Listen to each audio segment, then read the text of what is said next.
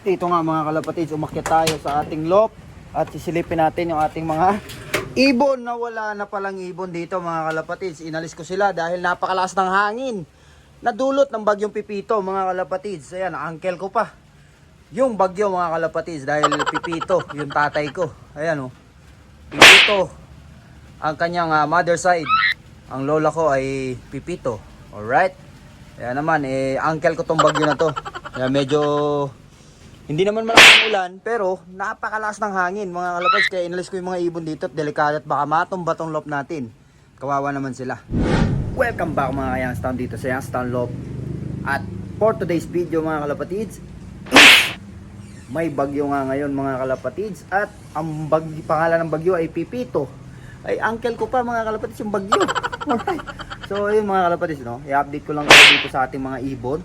At nang malaman nyo kung ano yung sitwasyon natin dito ngayon at ang mga ibon natin. Let's go! Like and subscribe. I can fly. I can fly. I can fly.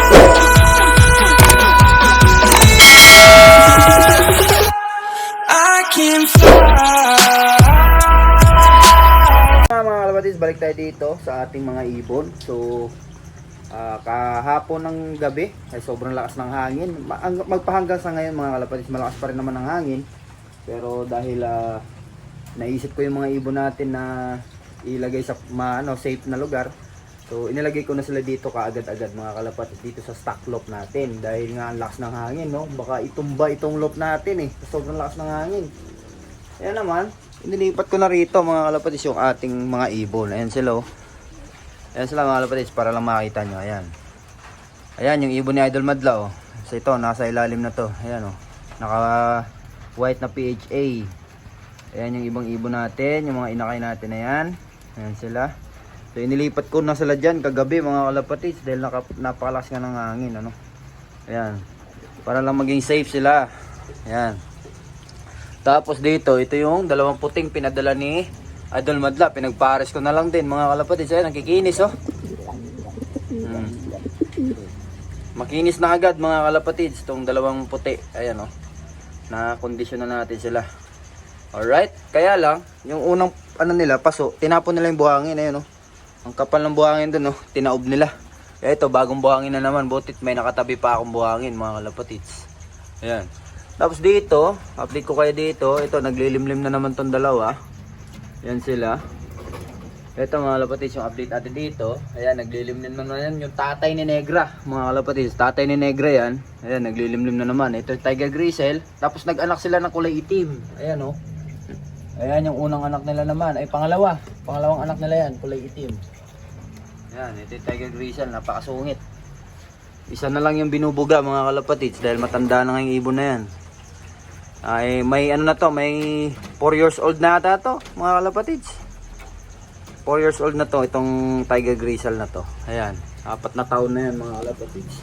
Tapos kanina habang wala pang ulan at hangin-hangin lang, bumili na lang din ako ng stock developer mga kalapatids. Ayan Yan, bumili na rin ako dyan. Tapos Bitmin Pro. Ayan shoutout sa Bitmin Pro. Baka naman Bitmin Pro. Ito Thunderbird stock developer. Ito dahil may mga inakay nga tayo. Ayan, meron tayong stock developer na pang 1 year old mga kalapatids. O pang isang buwan ata to. 1 year old na. Ito nga pang 4 months lang. Ito 1 year old. Ito pang 4 months mga kalapatids. Hanggang 4 months. Ito 4 plus. Ayan. Ito pang isang buwan. Ang pataas. Isang buwan. Hanggang 2 ata. Ayan. So bumili tayo niyan. Yan lang ang patuka natin mga kalapatids. Yan na talaga yung kinakain ng mga ibon natin. Wala tayong ibang pinapatuka kundi yan lang. Yan. So yun yung update natin dito mga kalapatids. At ito nga may kita nyo rito. Yan Kasi ito mga kalapatids, pag bumigay ito, yan ito. Yan pag na ito na nalusaw na to ng tubig. Bibigay itong loft mga kalapatids. Bibigay na to. Babagsak na to rito kasi wala na dito. Ayan lusaw na yung dito, yung kahoy. Lusaw na. Pero matagal nang ganyan yan mga kalapatids. Hindi dahil nagkalapati sa taas, naging ganyan. Matagal nang ganyan yan. Kaya lang, naanoan talaga dahil sira na yung bubong. Yan. Ayan mga kalapatids, yung update natin dito sa ating baratang kulungan rito. Ayan oh.